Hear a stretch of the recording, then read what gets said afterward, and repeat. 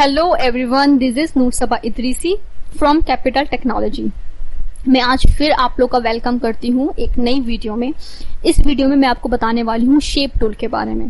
Shape tool जो है वो एक बहुत इंपॉर्टेंट रोल प्ले करता है जब भी आप कोई भी अपनी डिजाइन को क्रिएट कर रहे होते हैं। स्टार्टिंग में अभी आप टूल सीख रहे हैं तो आपको शायद इतनी ज्यादा चीजें समझ में नहीं आए, लेकिन जब आप बहुत ज्यादा फ्लो में वर्क करेंगे ना तो आपको इस टूल का बहुत इस्तेमाल करना पड़ेगा, जो कि मैं भी करती हूँ। मैं 1-1.5 साल से अपने कोरल ड्रॉ पे वर्क कर रही हूँ और यकीन माने मेरी ऐसी कोई सी भी डिजाइन नहीं होती जिसमें मैं शेप टूल का इस्तेमाल नहीं करती हूँ। ओके, सो हम बिगर किसी देरी के अपने इस वीडियो को, इस ट्यूटोरियल को, इस क्लास को शुरू करते हैं ताकि आप लोग को भी शेप टूल के बारे में पता चले और आप नई नई डिजाइन को क्रिएट करें। ओके, तो अभी मुझे क्या करना है, अपने एक स्क्वायर सिलेक्ट करना है, रेक्टेंगल। मैंने रेक्टेंगल टूल को सिलेक्ट कर लिया है और मैं यहाँ पर लाके एक रेक्टेंगल ही क्रिएट भी कर लेती हूँ। ओके, नाउ अभी हमारा हमने पिक टूल सिलेक्ट कर लिया है और यहाँ पर क्या हुआ है, हमारा जो एक रेक्टेंगल है वो क्रिएट हो गया। यहाँ पर आके मैंने 2D पेज कर लिया ताकि अब आपको चीजें थोड़ी सी बड़ी दिखाई देंगी। ओके, नाउ अभी मैं इसको ऐसे कर लेती हूँ। ओके, पहला काम कर लेते हैं, यहाँ पर आते हैं। यहाँ पर आने के बाद मैंने शेप टूल को सिलेक्ट कर लिया। शेप टूल को सिलेक्ट करने के बाद आप देख सकते हैं इसकी जो एजेस हैं वो थोड़े से डिफरेंट हो गए।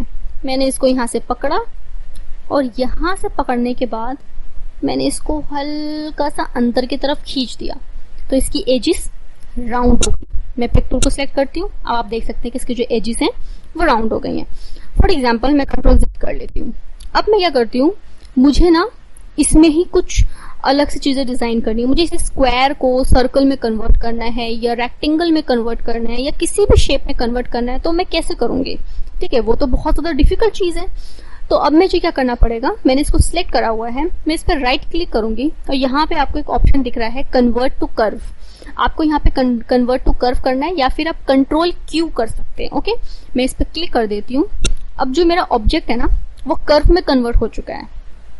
अब मैं शेप टूल को जब सिलेक्ट करूंगी तो आप देख सकते हैं इसका जो कलर है वो डिफरेंट आ रहा है, इसके जो नोड्स हैं वो डिफरेंट आ रहे हैं। मैं क्या कर सकती हूँ, इसका एक एक नोड पकड़ सकती हूँ। ओके, एक एक नोड पकड़ के मैं कोई सी भी डिजाइन दे सकती हूँ। ओके, कंट्रोल Z कर लेते हैं। ओके, नाउ अब मैं क्या करती हूँ, यहाँ पर डबल क्लिक करूंगी तो मेरा यहाँ पे एक नोड बन गया।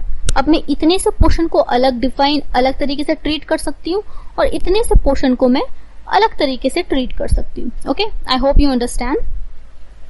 ओके, अभी मैं इसको डबल क्लिक करूंगी तो यहाँ से मेरा नोड गायब भी हो जाएगा। अब मैं इसको सिलेक्ट करती हूँ। मैंने इसको सिलेक्ट करा है, सिर्फ सिलेक्ट करा है, डबल क्लिक नहीं करा है, खाली सिलेक्ट करा है। जब मैंने इसको सिलेक्ट करा तो यहाँ पे देख रहे हैं ब्लैक कलर का डॉट आ गया है।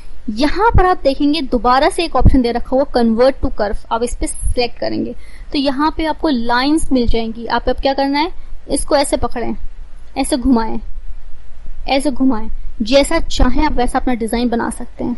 ओके, और ये चीज आप किसी के भी साथ कर सकते हैं, अपने किसी भी नोट के साथ कर सकते हैं। Okay, not a big deal. बस ये आपके प्रैक्टिस पे डिपेंड करता है कि आप कितना ज्यादा प्रैक्टिस कर रहे हैं। अगर मैं इसको सिलेक्ट कर लूं, ठीक है, और मैंने ये वाला जो टूल है, ठीक है, ब्रेक कर्व टूल, मैंने इस पे क्लिक कर दिया। ओके, नाउ अब आप देख सकते हैं कि यहाँ पे पहले सिर्फ एक नोड थी, अब यहाँ पे 2 नोड दिखाई दे रहे हैं। अब जब यहाँ पे आपको 2 नोड दिखाई दे रहे हैं तो इसका मतलब क्या है, आप यहाँ से इसका एक नोड भी गायब कर सकते हैं। ठीक है, मेरा यहाँ से एक नोड गायब हो गया। फॉर एग्जाम्पल मुझे इस तरह का शेप चाहिए था लेकिन बिल्कुल ages wise point to point नहीं आ पा रहा था, तो मैंने एक स्क्वायर बनाया, उसको ब्रेक कर्व में कन्वर्ट टू कर्व करा। उसके बाद मैंने ब्रेक कर्व टूल सिलेक्ट करा और वहां से एक नोड हटा दी। यहाँ पर मेरा इस तरह का एक डिजाइन बनकर आ गया।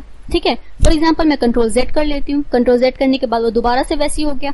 दोबारा से मैं शेप टूल पर आ जाती हूँ। शेप टूल के बाद अब हमारे जो नोट्स हैं वो सेम है।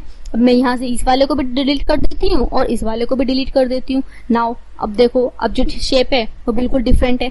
हो सकता है कि अभी आपको टूल्स को अंडरस्टैंड करने में ना थोड़ी सी प्रॉब्लम आ रही होगी, लेकिन आप जितनी ज्यादा प्रैक्टिस करेंगे उतनी ज्यादा आप हैंड्स ऑन हो जाएंगे। और ये सारे टूल्स जो हैं वो इतने ज्यादा इस्तेमाल होते हैं डिजाइन को क्रिएट करने में कि इन टूल्स के अलावा ना आपको मैं क्या बताऊं, मतलब इन टूल्स के अलावा ना आप कोरल पे डिजाइनिंग नहीं कर पाएंगे। इसलिए इट्स बेटर कि आप इस पे अपने जो हाथ है वो साफ कर लें।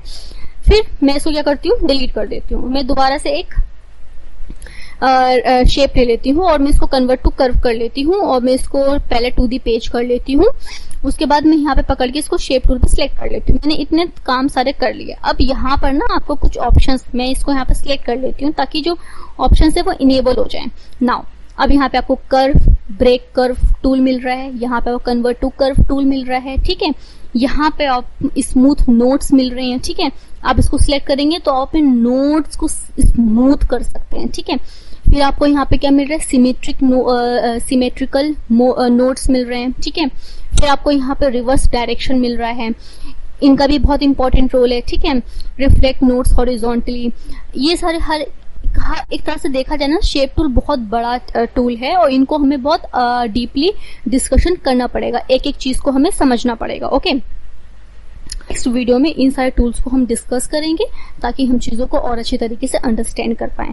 आई होप आप लोग को ये वीडियो बहुत ज्यादा अच्छी लगी होगी, इन्फॉर्मेटिव लगी होगी, और अगर आपको ये इन्फॉर्मेटिव लगी है तो अपने फ्रेंड्स के साथ शेयर करें ताकि वो भी इस अपॉर्चुनिटी का फायदा उठा पाएं। और हम okay, so don't forget to subscribe our channel. Thank you so much for watching.